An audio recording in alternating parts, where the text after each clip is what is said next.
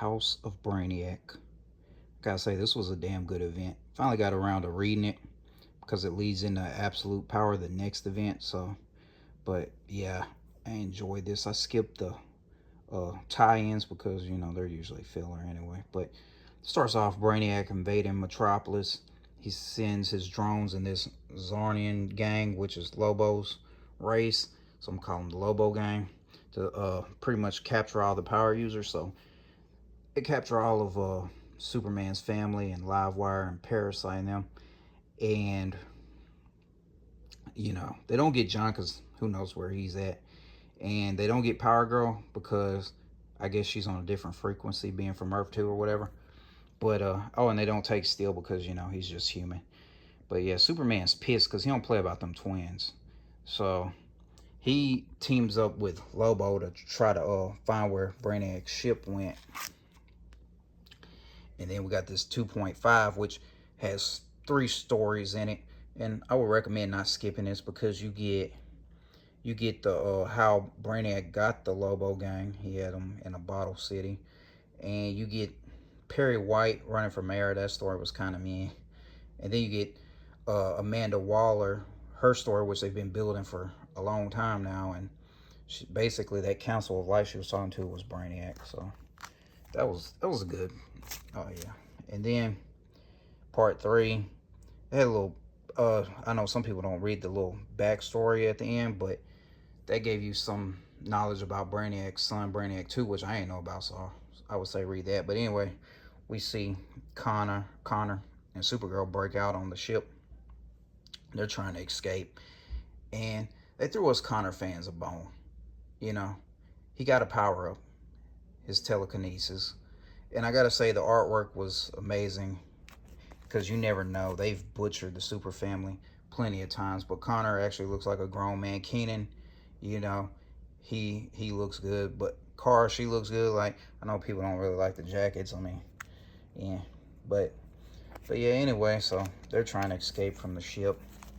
And we got part 4. This has got to be in the nominees for cover of the year. And it really wasn't much of a fight. It was just a few pages of Superman versus Lobo. They kind of teased us, but then Lobo ended up stabbing Superman in the back and joining up with the Lobo gang. And so they capture Superman, take him to the ship. Part 5 is missing. But anyway, part 5, we find out he wanted all these power users so he could power up this queen. He's making himself a queen because he has obtained all the knowledge in the universe, but something was missing or whatever. So yeah, that's why he captured everybody. So he powers her up. She awakens. Her design is really dope. And it reminded me of Cell because she want to eat everybody and get stronger and reach perfection. So she kills the whole Lobo gang. And they fight her. And then Connor, telekinesis that they've been teasing, gets the power up.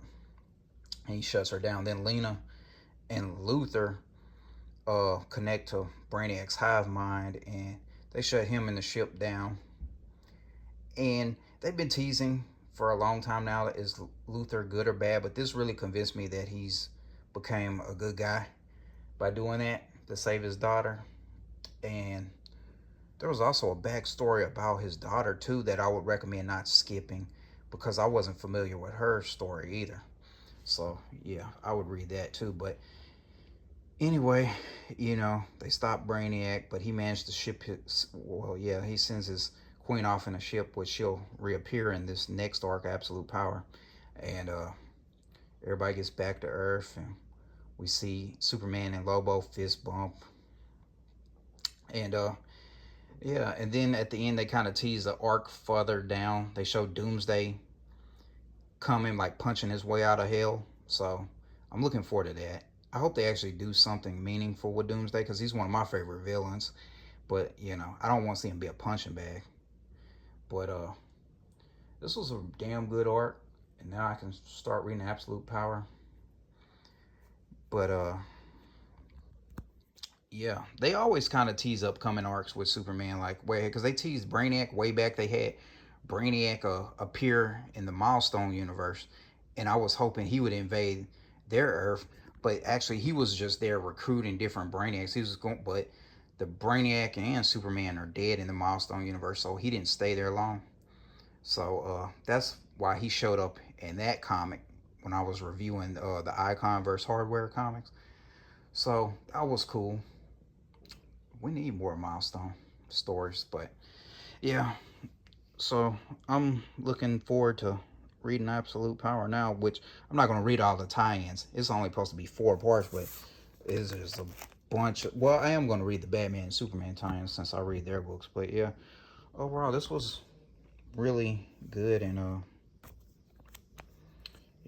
oh, and in World's Finest, I think they teased like the Phantom Zone in a future story. I don't know when that'll come into play, you know. But yeah, I mean, Superman's really been going through it. He went from War World, which is one of the best Superman stories I've read in years. Then the Brainiac taking over the planet. Not Brainiac, I mean Bizarro. And then, well, before that we had the Ra's al Ghul universe invade, and yeah. So and now Brainiac, and now Absolute Power, where he's supposed to lose his powers, and then after that Doomsday. Like, man, he can't catch a break. But the thing about Superman, nobody dies on his watch. So you got to give him that.